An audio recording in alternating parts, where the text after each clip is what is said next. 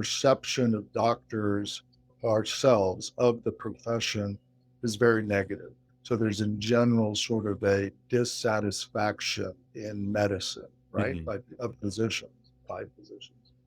And when you start asking, or when they ask, what is it that you enjoy the most about medicine, by far is the doctor-patient relationship, is the Mm. relationship with our patients, right? I mean, every day there's an interaction that really becomes the highlight of your day.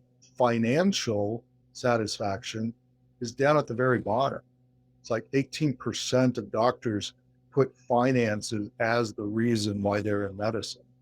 And I mean, the reason they're in medicine is for this taking care of people, right? The problem comes in again with autonomy, not having control over your way of practicing medicine. So Mm. now, just like you said at the very beginning, you've got to run through X number of patients in a day. You can only dedicate, 11 minutes per patient, because there's only so much time, in the day. So the one thing that doctors get the most gratification from is being curtailed. And if the patient has a complaint in my office, I can take care of that or address that immediately, right? Whatever it is. I may not like it, whatever, but as a physician in the system, there's always passing that complaint on to somebody else, so that there's a disconnect between the doctor and the patient. The patient no longer feels like their doctor is the one taking care of them. So, Right. Well, and so if I were to highlight that, I agree. It's like I'm talking more on like a individual experiences level. In my experience, most physicians do rank, patient care, and the relationship is top.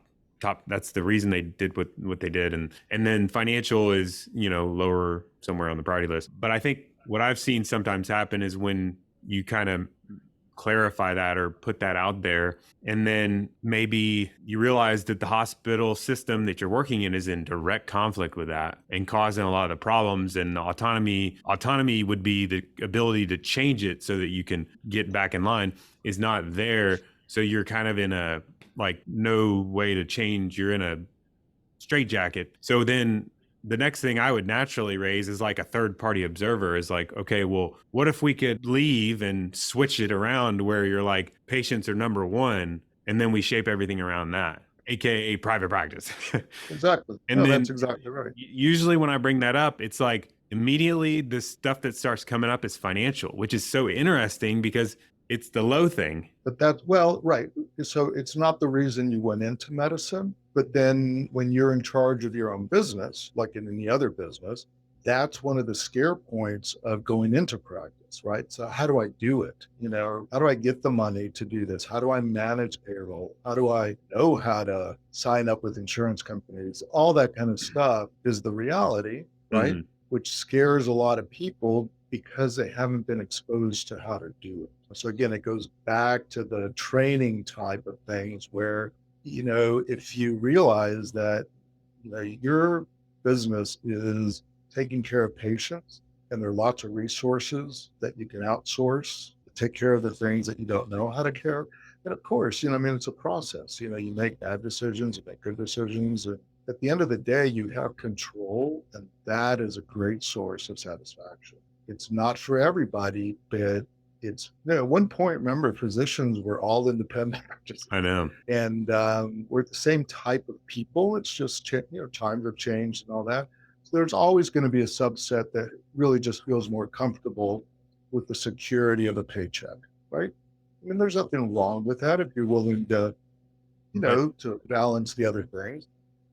I know that the security of the paycheck isn't worth all the things that I feel like I have to compromise on, right? right, So, yeah, so my compromise. income is, I know that it fluctuates depending on the time of the year. If I want to take time off, I know what the repercussions of that are, but you have control over that. I mean, you Right. can figure it out. So, but yeah, so the financial part is one of the biggest scare points about doing it on your own, and it becomes very important.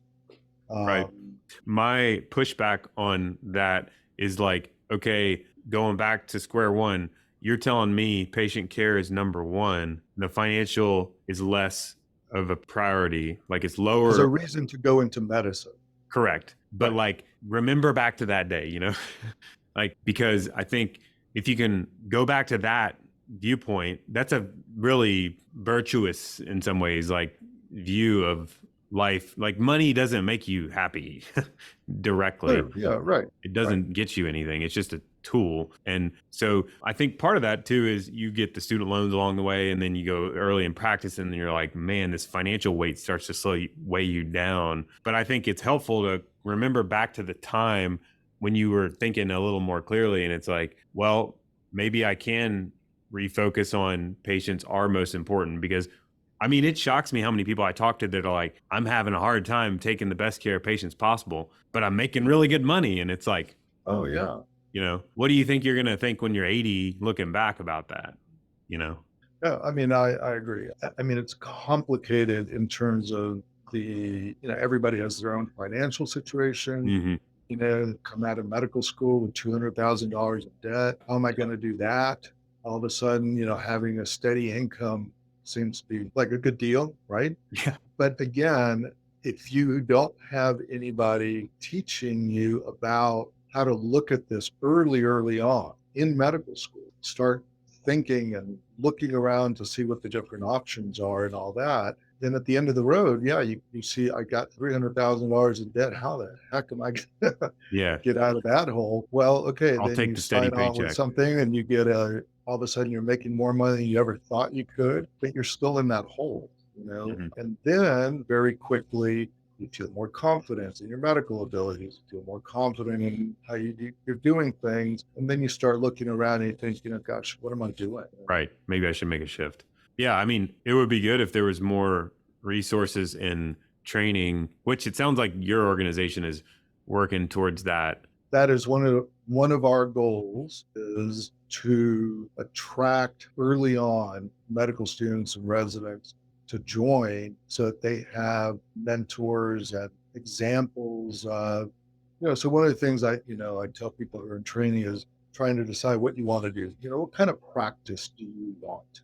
And part of figuring out what you want is, who do you want to be like? It's like, who do you see practicing medicine the way you would like to see it practiced for whatever reasons? It may be their clinical skills or whatever. And then, you have to be honest. And this is the part that, most of us figure out much later in life. Not that we figure it out, but we start thinking about it.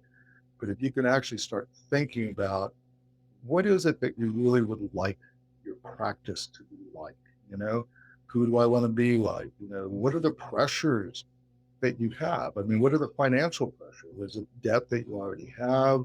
Is there, your family has medical problems that you have to take care of? I mean, there's a whole list of things that I go through when I talk to, or when I give that talk, that helps you start focusing on the life and the practice that you would like to have and what you might need to do to make that happen in the long run. Those are things that I've learned the hard way, right? I mean, most of us learn everything the hard way, but it's kind of nice if occasionally you get a little bit of advice that you can take a piece of and apply it early on, right? So that's when things were very interesting.